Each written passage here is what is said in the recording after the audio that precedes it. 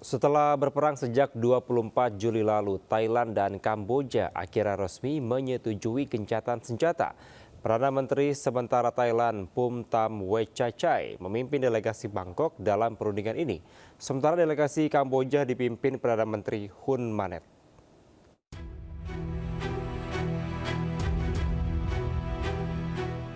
Setelah berperang sejak 24 Juli lalu, Thailand dan Kamboja akhirnya resmi menyetujui gencatan senjata. Perundingan gencatan senjata ini digelar Senin siang waktu setempat di Rumah Dinas Perdana Menteri Malaysia Anwar Ibrahim di ibu kota Malaysia, Putrajaya. Perdana Menteri sementara Thailand Phum Tham Wechachai memimpin delegasi Bangkok dalam perundingan ini. Sementara delegasi Kamboja dipimpin Perdana Menteri Hun Manet. Salah satu hasil perundingan adalah gencatan senjata akan mulai berlaku Senin tengah malam waktu setempat. Prime Minister Hun Manet and Acting Prime Minister Phum Tham Wechachai have expressed their positions and willingness to immediate ceasefire and return to normalcy. The presence and collaboration of all parties underscore a shared commitment to peace, dialogue and regional stability. Both Cambodia and Thailand reached a common understanding as follows. 1. An immediate and unconditional ceasefire with effect from 24 hours local time, midnight on 28th July 2025, tonight.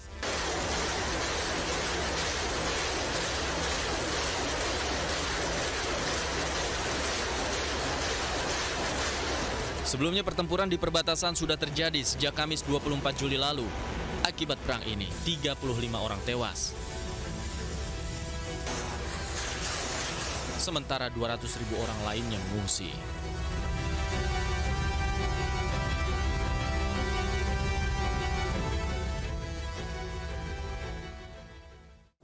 Mobil pickup yang mengangkut rombongan emak-emak pengajian terbalik di Bangkalan, Jawa Timur. Para korban langsung dievakuasi ke puskesmas dan rumah sakit.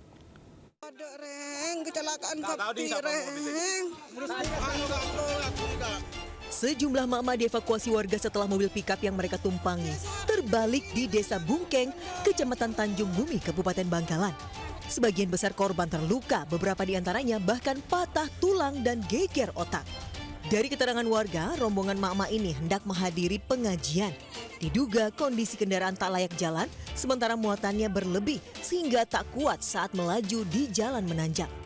Pickup akhirnya berjalan mundur dan terbalik. Para korban dievakuasi ke puskesmas serta RSUD Syarifah Amba Miratu Ebuh, Bangkalan. Polisi mengimbau agar masyarakat tidak menggunakan mobil pickup untuk mengangkut penumpang karena kendaraan tersebut hanya diperuntukkan sebagai angkutan barang saja. Dari Bangkalan, Jawa Timur, Taufik Syahrawi, iNews melaporkan. Diduga mabuk usai dugem, seorang pengusaha cuci sepatu tak mampu kendalikan laju kendaraan hingga nyemplung ke sungai. Meski mobil ringsek, sopir berhasil diselamatkan.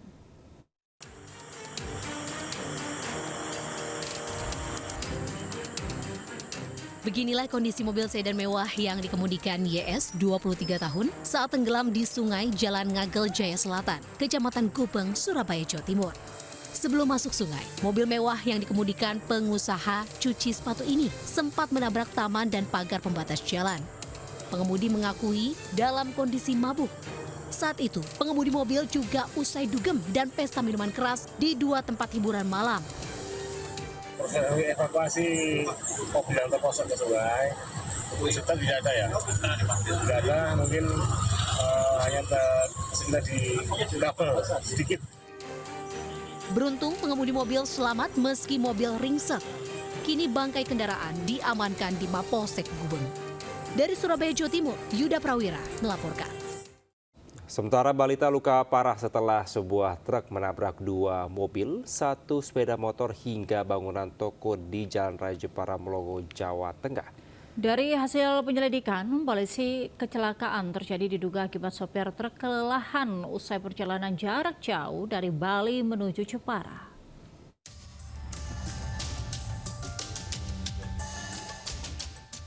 Truk menabrak dua unit mobil di depan sebuah toko di Jalan Raya Jepara, Melongo, Desa Mambak, Jepara, Jawa Tengah. Selain menabrak 2 mobil, truk juga menabrak 1 unit sepeda motor dan bangunan toko. Akibatnya seluruh kendaraan yang terlibat kecelakaan rusak parah. Seorang balita yang berada di dalam mobil luka parah dan harus dilarikan ke rumah sakit. Dari hasil penyelidikan polisi, kecelakaan terjadi diduga akibat sopir truk kelelahan usai perjalanan jarak jauh dari Bali menuju Jepara. Kendaraan tersebut oleng ke kanan sehingga menabrak KBM Daihatsu Sigra. Setelah menabrak KBM Daihatsu Sigra, kendaraan tersebut oleng dan menabrak KBM Toyota Calya dan SPM Vario yang sedang parkir di depan toko jejebab. Satlantas Polres Jepara masih menyelidiki penyebab pasti kecelakaan beruntun ini. Dari Jepara, Jawa Tengah, Alip Sutarto, iNews melaporkan. Kebakaran hanguskan gudang penyimpanan beras, 1 unit mobil pick-up dan 3 sepeda motor di Tangerang, Banten. Diduga kebakaran akibat sambaran bensin yang tumpah dari dirigen yang ada di dalam gudang.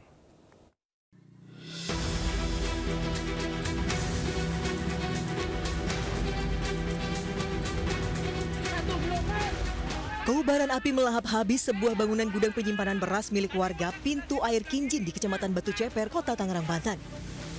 Besarnya kobaran api membuat 1 ton beras, mobil pick-up, dan 3 sepeda motor yang ada di dalam gudang hangus terbakar. Puluhan mobil dan personel pemadam kebakaran Kota Tangerang langsung dikerahkan ke lokasi. Kebakaran diduga bermula dari sambaran bensin dalam dirigen yang tumpah sehingga terjadi kebakaran hebat. Beruntung pada saat kebakaran tidak ada korban jiwa, namun kerugian ditaksir mencapai ratusan juta rupiah. Dari Tangerang, Banten, Hasnugara, iNews melaporkan. Pemirsa, 2 orang nelayan terjebak gelombang tinggi saat melaut. Proses evakuasi berlangsung dramatis.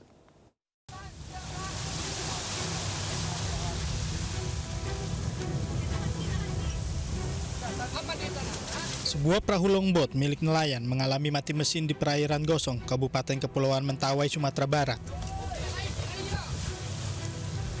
Tim SAR yang mendapati laporan langsung menerjunkan tim evakuasi ke lokasi. Proses evakuasi berlangsung dramatis lantaran dilakukan di tengah badai dan gelombang tinggi.